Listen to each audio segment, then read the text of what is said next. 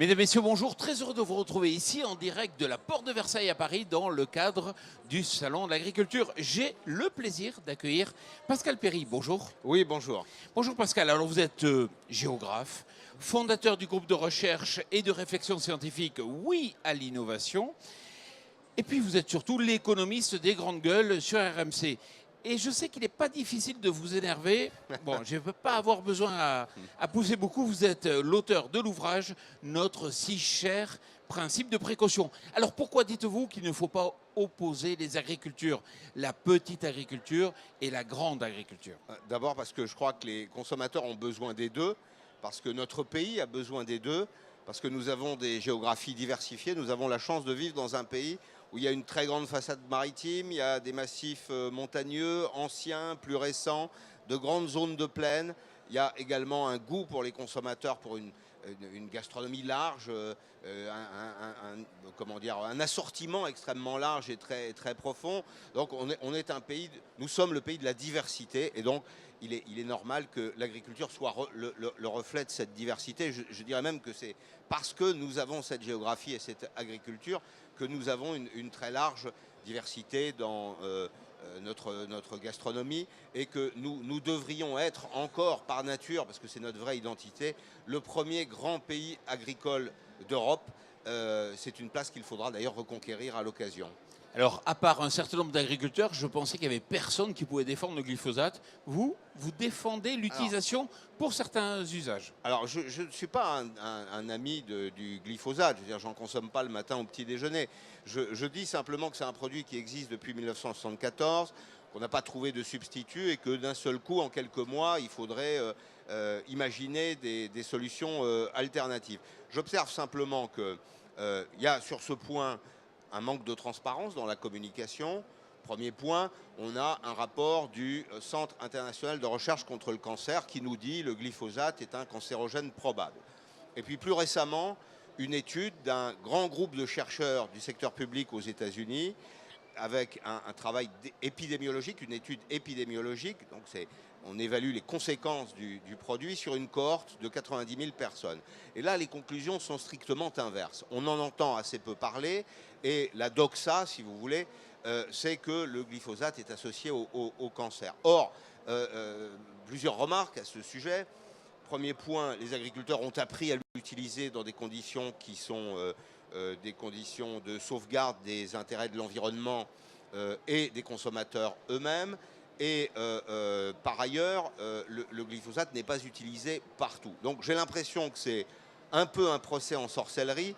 J'aimerais bien, et c'est l'objet des réflexions que nous avons, j'aimerais bien qu'on remette un peu de science dans tout ça. C'est-à-dire qu'on sorte des postures, qu'on sorte de la peur. C'est très facile de dire aux consommateurs qu'on peut nourrir le monde avec une agriculture sans pesticides. Or, les historiens le savent, l'agriculture a été inventée 4000 ans avant Jésus-Christ dans la région du Levant. Et depuis que l'agriculture est agriculture, on utilise du cuivre, on utilise du soufre, on utilise des aliments pour les plantes. Et quand elles sont malades, comme nous d'ailleurs, on utilise des médicaments pour les plantes.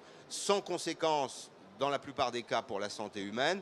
J'observe que la période d'utilisation du glyphosate en France, de 1974 à nos jours, est une période pendant laquelle l'espérance de vie en bonne santé n'a cessé de croître, ce qui semble quand même signifier, quand on a un tout petit peu de logique, de bonne logique en tout cas, que notre alimentation ne nous empoisonne pas. Aujourd'hui, on ne respecte pas la vérité scientifique. Peut-être les médias en particulier ne respectent pas cette vérité. Alors, les médias aiment les choses simples. Alors, il y a aujourd'hui, c'est un peu compliqué, je vais juste une seconde rentrer dans le détail. Qui fait l'opinion aujourd'hui en France? C'est essentiellement la télévision. Et dans la télévision, il y a deux grandes familles. Il y a les chaînes généralistes et puis il y a les chaînes d'infos. Les chaînes d'infos sont en situation de concurrence les unes avec les autres, et c'est elles qui déterminent les grands sujets.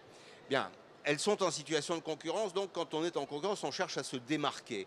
Évidemment, l'argument le plus puissant, c'est celui de la peur. Quand on est capable d'attirer l'attention avec des informations de caractère spectaculaire, des théories souvent séduisantes mais fausses, quand on est en situation d'attirer l'opinion, bah, évidemment, ça crée un flux d'audience. Et je crois que la vérité scientifique, si vous voulez, pour dire les choses plus simplement, elle est prise au piège de la concurrence que se livrent aujourd'hui les grands médias pour influencer l'opinion. Vous allez même plus loin, parce que vous dites, aujourd'hui, quelque part, même la société civile ne devrait pas interférer avec la science. Alors oui, je dis, c'est une formule pour résumer les choses, je dis que le progrès scientifique ne se décrète pas au suffrage universel. C'est-à-dire que je ne demande pas à l'opinion, je ne suis moi-même j'ai fait des études d'économie et de géographie, je ne suis pas chimiste.